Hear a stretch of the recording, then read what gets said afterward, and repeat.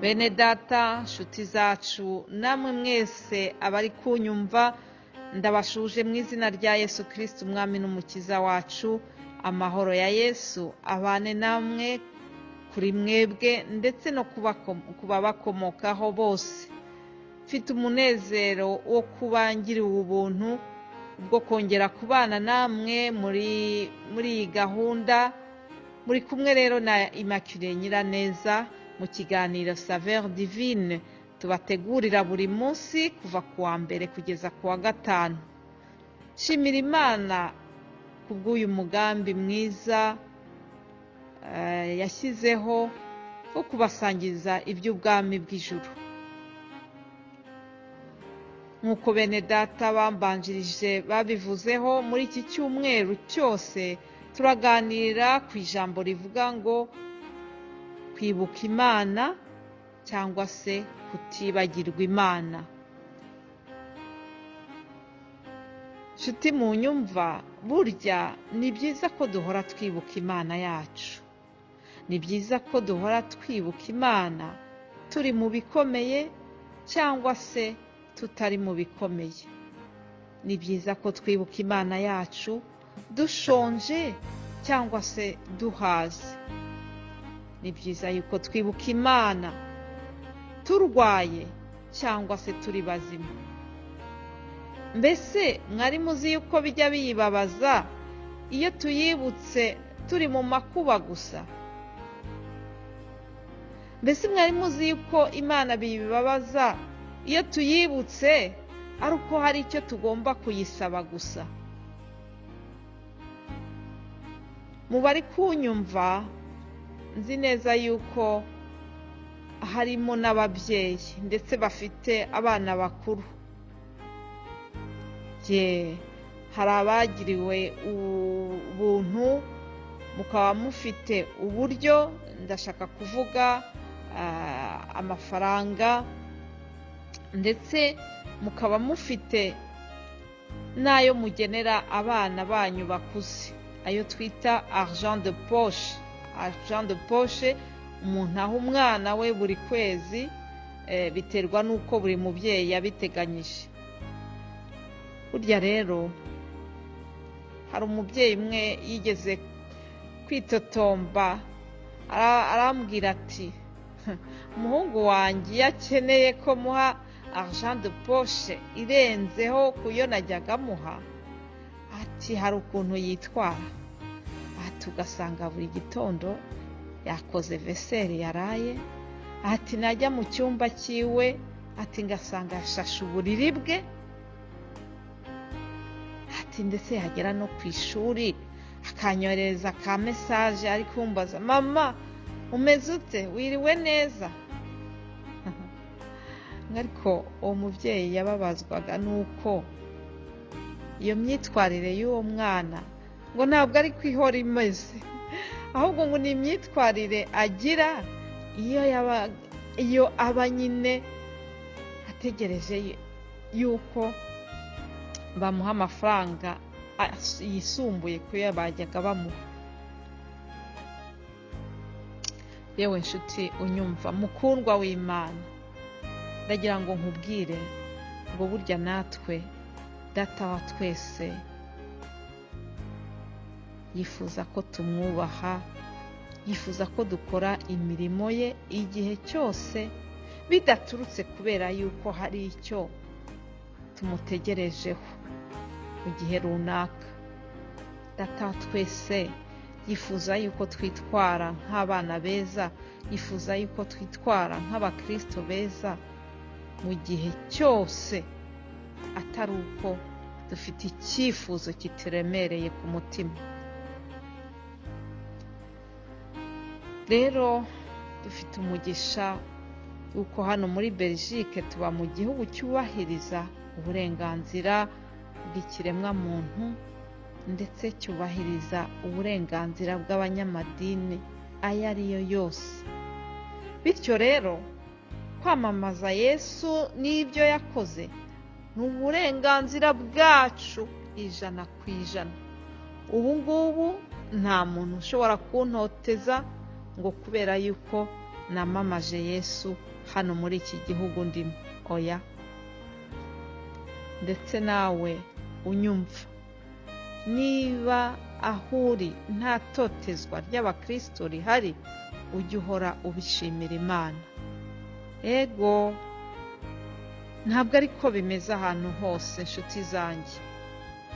Kuva kera amateka agenda atwereka yuko hari abo bita les martyrs de la foi, ukuvuga ngo abahowe imyizerere yabo, abahowe kuba barizeye Yesu Kristo.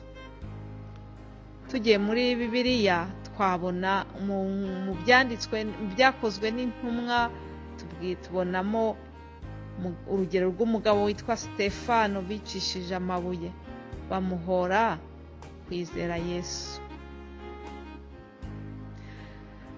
Tugarutse mu iki gihe cyacu, hari abo twumvise bita ngo les martyrs bo mu Buganda, abahowe Imana b'i Buganda. Ngarutse hano muri Europe, hariya mu Bufaransa hafi y'aha ngaha mw'iki gihugu mbamo, hari ahitwa Saint Barthélemy. Aho ngaho naho hiciwe abakristo batari bakeya. Bahorwa iki? Bahorwa izina rya Yesu, bahorwa imyizerere yabo. Mu gihe rero umuntu aba ari ahantu hari itotezwa nk'iryo ngiryo maze kubabwira, ni ukuri ku bana b'abantu ntabwo byoroshye, ntabwo byoroshye. Umuntu yagira ubwoba ndetse akaba yahitamo kwibagirwa iby'Imana, akaba yavuga ati se iyi Mana ko nzi ko ari inyembaraga, ni gute idashobora kwigaragaza ngo izi ntabare? Icyo ni ikintu cyatuma umuntu yibagirwa Imana. Ikindi gishobora gutuma umuntu yibagirwa Imana ni igihe ubana n'abantu, uba ahantu hakikijwe n'ibigirwamana, igihe uri kuba mu bantu basenga izindi mana. Byarabaye ku Bisirayeli, byarabaye. Pawulo yandikira Timoteyo muri Timoteyo wa 2 igice cya 2 ku murongo wa 8, aramubwira ati, mwana wanjye Timoteyo, ntuzibagirwe Yesu Kristo, ntuzibagirwe Yesu Kristo, Mesiya wazutse wo ku ngoma ya Dawidi, uturuka kuri Dawidi. Mbese niki cyatumye Pawulo yihanangiriza Timoteyo akongera akamubwira ati ntuzibagirwe Yesu Kristo wazutse? Nk'uko nari maze kubibabwira, nuko muri kiriya gihe mu by'ukuri hariya muri Efeso aho Timoteyo yabaga, yarakikijwe n'abantu basenga ibigirwamana, yarakikijwe n'abantu batishimiye yuko ubutumwa bwiza bwa Yesu Kristo buri kugenda butera imbere.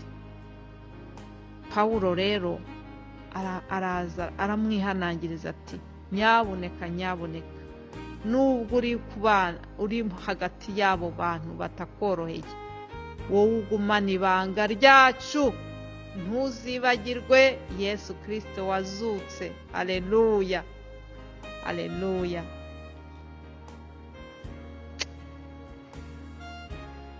Hari ikindi kintu Yesu yigeze kuvugaho, aravuga ati, nimuze mwese mwebwe abataranyibagiwe. Hari abantu yavuze batigeze bamwibagirwa. narabakunze cyane bano bantu Yesu yavuzeho. Tubabona muri Matayo 25 uhereye ku murongo wa 31 ukageza ku 46. Hari abantu ngo batibagiwe Yesu wazutse. Aleluya! Aba bantu mbese ni bande? Ko ni abantu bagiye gusura abarwayi mu bitaro, ngo ni abantu bagiye gusura imfungwa mu nzu z'imbohe. Aleluya! Ni abantu bitaye ku batishoboye. Ni abantu babonye abandi bambaye ubusa maze barabambika. Ni abantu babonye abantu bashonje maze barabagaburira. Ngabo abantu batibagiwe Yesu. Yesu nawe akavuga ati nzabaha ingororano. Nshuti yanjye, wowe umaze kumva rino jambo, nanjye ndagira ngo nongere nkubwire ngo ntukibagirwe Yesu Kristo wazutse. Kutibagirwa Yesu Kristo wazutse rero ni ukubahiriza amategeko ye, ni ukwita ku batishoboye nk'uko tumaze kubibona muri ririya jambo ryo muri Matayo 25, ni ukwita ku mfubyi, ni ukwita ku bapfakazi. Kutibagirwa Yesu Kristo wazutse ni uguhora kandi uzirikana imirimo ikomeye yakoze mu buzima bwawe, ukayamamaza, ugatanga ubuhamya, ukayibwira n'abandi. Reka dushime Imana kubwira ijambo. Mana Data twese wo mu ijuru, ndagushimiye cyane kubwira ijambo utwibukije. Wongeye kutwibutsa yuko tutagomba kukwibagirwa. Paulo yibutsa Timoteyo ngo ntakibagirwe Yesu Kristo wazutse.